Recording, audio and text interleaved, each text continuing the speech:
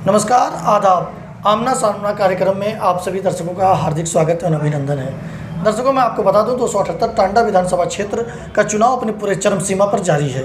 ऐसे में तमाम उम्मीदवार अपनी अपनी बातों को लेकर मैदान में आ रहे हैं। हमारे बीच में एक ऐसे उम्मीदवार मैदान में आए हैं जिन्होंने स्टाम्प पेपर पर अपना घोषणा पत्र जारी किया है।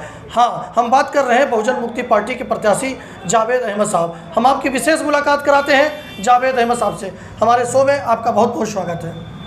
जी, बहुत बहुत शुक्रिया कि आपने और आपकी टीम ने हमारे लिए वक्त निकाला और ताकि हम आपके पास आ सकें और अपने जो विचार हैं वो जनता तक पहुंचा सकें। बिल्कुल।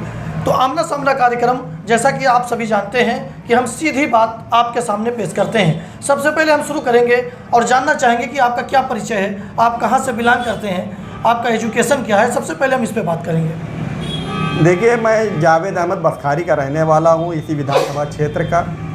और जो मेरा परिचय कि मैं पेशे से पत्रकार हूँ, इससे पहले मैं एक सामाजिक कार्यकर्ता था। हमेशा लोगों के सुख दुख में काम आता था और सामाजिक काम करते करते मेरी दिलचस्पी पत्रकारिता में बढ़ी। सीनियर पत्रकारों को देखकर मैंने भी धीरे धीरे रुचि ली और आज मैं एक पत्रकार की हैसियत से जाना जाता हूँ और एक सामाजिक कार्यकर्ता के रूप में भी जाना जाता हूँ।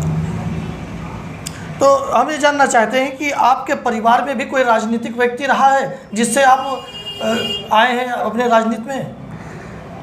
नहीं, हमारे परिवार से कोई भी व्यक्ति जो है। तो फिर राजनीति में कहाँ से विचार आ गया आपका? देखिए, मैंने अभी आपको बताया कि मैं पेशे से पत्रकार हूँ और शौकीन पत्रकार हूँ।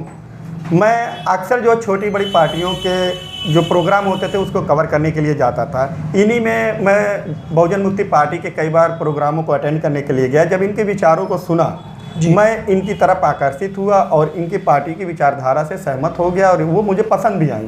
तो दर्शकों, हम आपको बता दें, जैसा कि इन्होंने बताया कि ये पहले पत्रकार थे, आज भी पत्रकार ही हैं, लेकिन पत्रकारिता के साथ साथ इन्होंने राजनीतिक दलों के जो रैलियां या उनके कार्यक्रमों को ये जाते थे वहां पर कवरेज करने के लिए। और इस दौरान इन्होंने बहुजन मुक्ति पार्टी के कई कार्यक्रमों को जब कवर किया तो इन्हें लगा कि बहुजन मुक्ति पार्टी के साथ ज्वाइन करके समाज में और सेवा कर सकते हैं। उद्देश्य क्या था आपका? देखिए, उद्देश्य मेरा राजनीति में आने का कभी नहीं था, लेकिन जब मुसलमानों की मॉब लिंचिंग होना शुरू हुई तब मेरे दिल में कहीं ना कहीं आया कि मुसलमान इस मुल्क में पीड़ित हैं। और उसके बाद एनआरसी जैसा एक गंदा कानून एनआरसी सीए लाया गया, जिस पे बहुत सी बड़ी पार्टियों ने सिर्फ कैमरे के सामने आकर बोलने की कोशिश की, मगर विधानसभा के अंदर या सांसद भवन के अंदर जाकर आवाज़ नहीं इसके खिलाफ उठाई। जब वहाँ पर वोटिंग हो रही थी इस कानून के खिलाफ तो लोगों ने वहां से बाइकाट करके बाहर भागे। जब दो टीम मैच खेलती है, अगर एक टीम के प्लेयर भाग जाएंगे तो दूसरी टीम ऑटोमेटिक जीत जाएगी, चाहे वो समाजवादी रही हो या बसपा रही हो या कांग्रेस रही हो। जब मुसलमानों के हक में वोटिंग करने की बात आई, सब बाइकाट करके भाग गए, जिससे ये कानून पास हो गया और मुसलमानों के खिलाफ हो गया। और बहुजन मुक्ति पार्टी ही इस कानून के खिलाफ रोडों पर आई, पूरे भारत के 550 जिलों में और 5000 से ज़्यादा तहसीलों में धरना प्रदर्शन किया।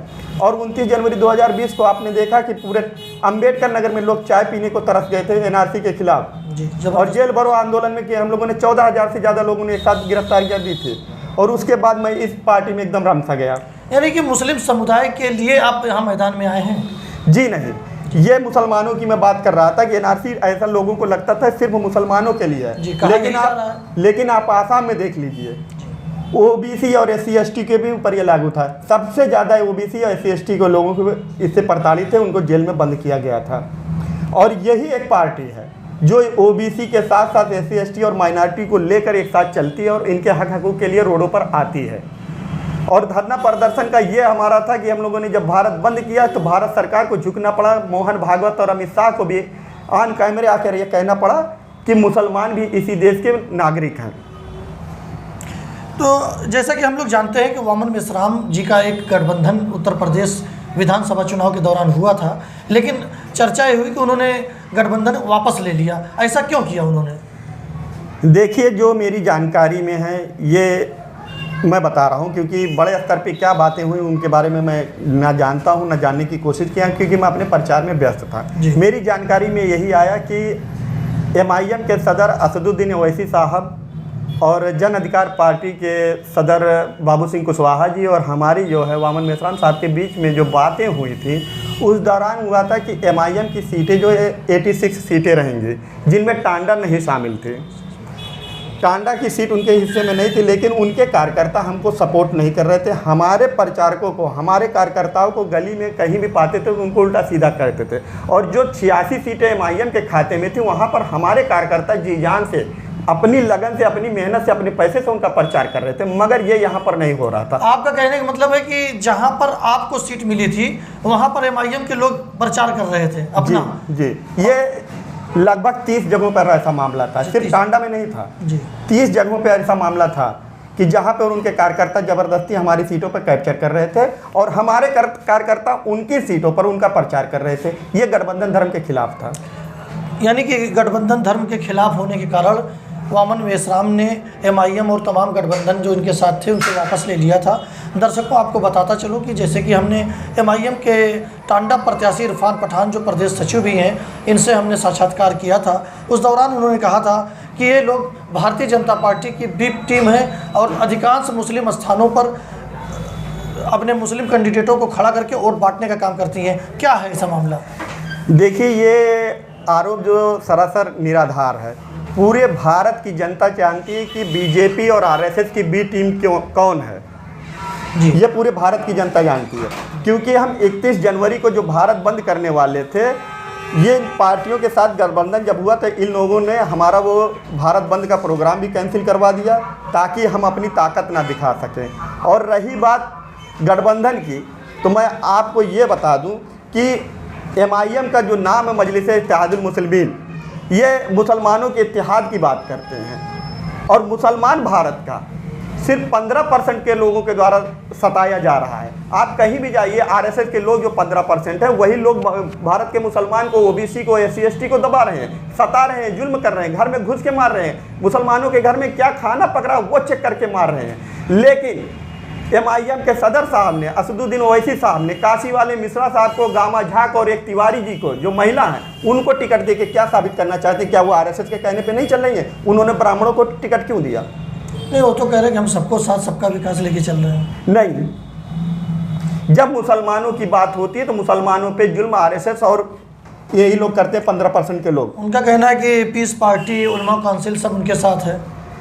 पीस पार्टी का मैं जहाँ तक आपको टांडा विधानसभा क्षेत्र में बता सकता हूँ, सगीर राणा जी अलग उनका फोटो लगा के चल रहे हैं, इरफान साहब अलग उनका फोटो लगा के चल रहे हैं। पीस पार्टी क्लियरिफिकेशन नहीं कर पा रही को किसकी तरफ है? जी नहीं, आप देख लीजिए, रोड पर उनकी गाड़ियाँ चल रही हैं, वो अलग प्रचार कर रहे हैं कि हमारे साथ अयूब साहब हैं, वो अलग प्रचार कर रहे हैं अयूब साहब हमारे पास हैं। अभी खलीलाबाद में जो रैली हुई थी, असदुद्दीन ओवैसी साहब ने बाकायदा वीडियो में कहा, जो वीडियो वायरल भी हुई है, कि बाखुदा मैं इनको नहीं पहचानता। चलिए हम आगे बात करते हैं आपके चुनाव प्रचार की।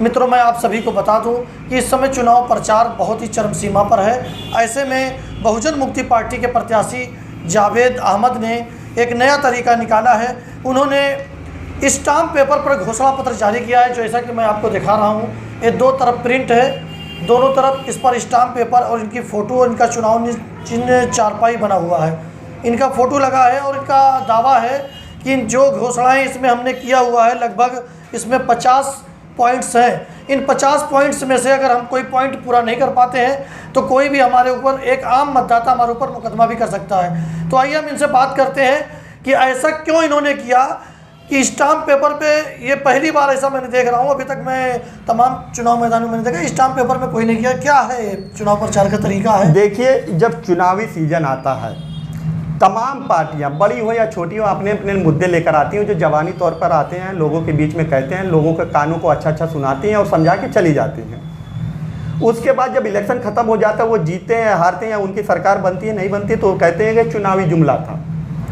हमारे लोग हमेशा शिक्षा के लिए रोड पर उतरे हैं और शिक्षा को जो राजनीति, ये प्राइवेट किया गया है, निजीकरण किया गया है, हम इसके खिलाफ हैं। शिक्षा के निजीकरण के खिलाफ? जी हाँ। ये देखिए, हमारा जो पहला मुद्दा वो शिक्षा नीति पे है। हमारी सरकार आने पर हम शिक्षा का निजीकरण खत्म करेंगे, चाहे वो गरीब का बच्चा हो या अमीर का बच्चा हो, चाहे बिजनेसमैन का बच्चा हो या मजदूर का बच्चा हो या किसी अधिकारी का बच्चा हो, एक ही स्कूल में एक ही किताब से पढ़ेगा, एक ही जगह पे आ से अनार भी पढ़ेगा, ए से एप्पल भी पढ़ेगा। अभी तक आप देख रहे होंगे, गरीब के बच्चे आ से अनार नहीं पढ़ पा रहे हैं, लेकिन अमीर के बच्चे ए से एप्पल लिख रहे हैं। गरीब का बच्चा 8वीं पास कर ले रहा है, लेकिन अपने घर का एड्रेस हिंदी में भी नहीं लिख पा रहा है, और लेकिन अमीर का बच्चा दूसरी में पढ़ने वाला वो अपने पूरे घर भर का एड्रेस के साथ साथ पूरे खानदान का भी नाम लिख सकता है। ये हमारी शिक्षा नीति है कि हम समान शिक्षा नीति लागू करेंगे। एक समान शिक्षा रहेगी, गरीब का बच्चा हो या अमीर का बच्चा, एक ही जगह पे एक ही किताब में पढ़ेगा। और दूसरा जो हमारा मुद्दा है जात आधारित जनगणना का, गुलाम भारत में जब अंग्रेज़ों का शासन था 1930 में, तब अंग्रेज़ों ने इस मुल्क में जात आधारित जनगणना कराई थी। उसके बाद तमाम सरकारें आई, भारत देश के आज़ाद होने के बाद किसी भी सरकार ने जात आधारित जनगणना नहीं करवाई है, जो बहुत बड़ा नुकसान हो रहा है। आरक्षण के तहत लोगों को उसका हक नहीं मिल पा रहा है। हम इसके लिए रोडों पर उतर रहे हैं, भारत को कई बार बंद कर चुके हैं और आगे भी करते रहेंगे। हमारा ये प्रयास रहेगा कि सरकार बनने के बाद सबसे पहले हम जात आधारित जनगणना करवाएं, जिससे लोगों को उनका हक मिल सके। चलिए, बहुत से पॉइंट्स हैं, आपके 50 पॉइंट्स हैं, एक एक को गिनाने बैठेंगे तो बहुत समय लग जाएगा। इसको जो भी चाहे स्टाम्प पेपर ये वितरण कर रहे हैं, इसको अपना पढ़ सकता है और देख सकता है, बाकी इनसे सवाल कर सकता है। एक बात और कहना चाहूँगा, बिल्कुल। आजकल के हालात ये हो गए कि मुसलमान क्या खाएगा कुछ लोग तय करेंगे। मुसलमान जब ट्रेन में सफ़र करते हैं, जब टिफ़िन बॉक्स खोलते हैं तो लोगों को ऐसा लगता है कि पता नहीं क्या निकाल रहा है, खाना जैसे निकाल ही नहीं रहे, जैसे हमें खाने का हक ही नहीं है।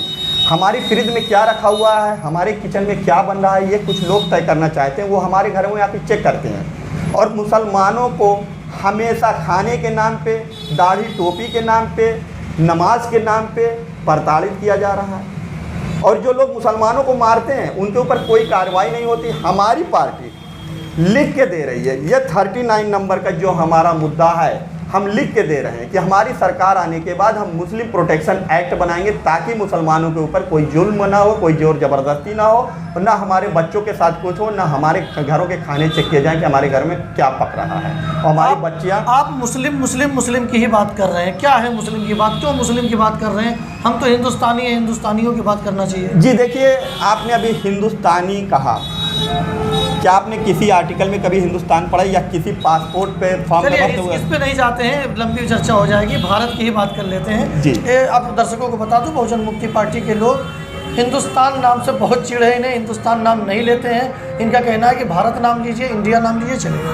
बहरहाल हमारा सिर्फ एक महीना है कि आप किस गणित के हिसाब से यहाँ पर जीत रहे हैं। हम लोकल मुद्दे पे बात कर रहे हैं। देखिए, हम ओबीसी के मुद्दे पर जो जात आधारित जनगणना करवाने के लिए रोड पे उतरे हैं, इससे हमें ओबीसी समाज का सबसे ज़्यादा सपोर्ट मिल रहा है।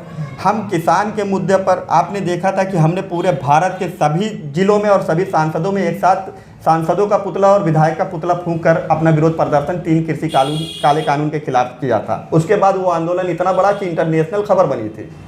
किसान हमारे साथ हैं, ओबीसी वर्ग के लोग हमारे साथ हैं, एससी एसटी लोग हमारे साथ हैं, गरीब हमारे साथ हैं। और हम जो है टांडा विधानसभा क्षेत्र के अंदर जो टांडा की मेन समस्या है, प्रमुख समस्या है, वो है बुनकरों की समस्या, फ्लैट रेट बिजली की बिल, वो हमारे मुद्दे में शामिल है। हमारी सरकार बनने के बाद ये कौन से नंबर पर आपका है? ये हमारा जो 32 नंबर पे है। अच्छा, 32 नंबर क्या है?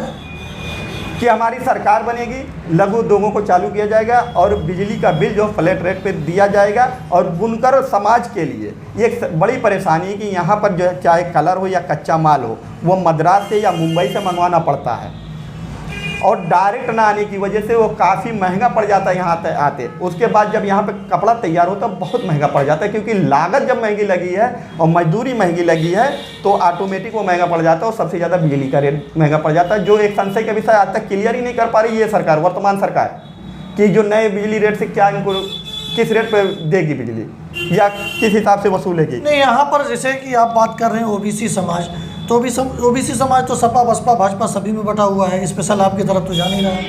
नहीं, हम लगातार 3 सालों से, जब से मैं 3 साल से इस पार्टी के अंदर आया हूँ, हमारी पार्टी तो काफ़ी सालों से ओबीसी समाज के लिए लगातार रोड पर है।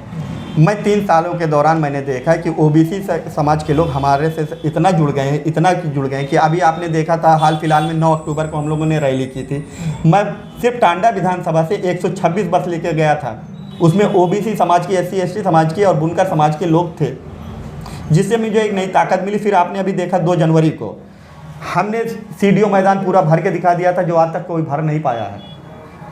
इससे मुझे एक नई ताकत मिली है और फिर हम आने वाली 26 तारीख को फिर वैसे ही भीड़ करने जा रहे हैं। क्या है 26 तारीख को? 26 तारीख को हमारे राष्ट्रीय अध्यक्ष मामन मेश्राम साहब आ रहे हैं और राष्ट्रीय पिछड़ा वर्ग मोर्चा के चौधरी विकास पटेल जी आ रहे हैं और राष्ट्रीय किसान मोर्चा के चौधरी राम सुरेश वर्मा जी आ रहे हैं। 19वीं विधानसभा का जो चुनाव चल रहा है, इसमें आप अपने आप को किस स्थान पर देखते हैं, आप अपने आप को और आपकी पार्टी को? मैं अगर मुद्दों की बात करूं तो मुद्दे पे हम नंबर 1 पर जा रहे हैं, क्योंकि लोगों का समर्थन हमारे पास है, किसानों का है, मजदूरों का है, हमारे पास समर्थन है, इसलिए मैं अपने आप को नंबर 1 पर मान रहा हूँ। मुस्लिम समाज कहाँ जा रहा है? मुस्लिम समाज अभी पत्ता नहीं खोला। मुस्लिम समाज इंशाल्लाह 26 तारीख को अपना पत्ता खोलेगा। भरोसा है आपको? पूरा यकीन है। चलिए हम बात करते हैं जावेद, अभी हमने बात किया जावेद अहमद से, जो बहुजन मुक्ति पार्टी टांडा 278 विधानसभा क्षेत्र से चुनाव मैदान में है। इन्होंने बड़ी ही निर्भरता से अपनी सारी बातें रखी। ये पहले व्यक्ति हैं जिन्होंने स्टाम्प पेपर पर अपना घोषणा पत्र जारी किया। इस घोषणा पत्र पर इन्होंने एक दावा भी किया है। मैं अभी उनसे फिर एक बात सवाल लेता हूं कि ये जो घोषणा पत्र आपने किया है, अगर इसको पूरा नहीं कर पाए तो क्या करेंगे आप? देखिए, मैंने इसमें एकदम साफ लिखा हुआ, मैं जावेद अहमद बहुजन मुक्ति पार्टी की तरफ से विधानसभा 278 से चुनाव लड़ रहा हूँ। उत्तर प्रदेश में बहुजन मुक्ति पार्टी की पूर्ण बहुमत की सरकार बनने के बाद निम्नलिखित चुनावी घोषणा पत्र को पूरी तरीके से लागू किया जाएगा, अथवा सरकार न बनने पर विधायक के रूप में सदन में निम्न मुद्दों के लिए संघर्ष करूंगा। अगर मैं इस पर आवाज़ नहीं उठाता हूं तो आप हमारे ऊपर मुकदमा कर देंगे, और इसीलिए मुकदमा कर सके इसलिए मैं आपको स्टाम्प पेपर पे लिख के दे रहा हूं, ताकि मैं अपनी ज़बान से फिसल ना सकूं। तो दोस्तों, जैसा कि आपने देखा कि अभी हमने पूरी बात की जावेद अहमद जो बहुजन मुक्ति पार्टी के हैं, तो अब इनसे बात करके बहुत ही अच्छा लगा। उम्मीद है कि आप इनकी बातों को सुने होंगे और तमाम जानकारियां प्राप्त किया होगा। हम बहुत जल्द फिर मिलेंगे किसी और के साथ। बहुत बहुत शुक्रिया, धन्यवाद।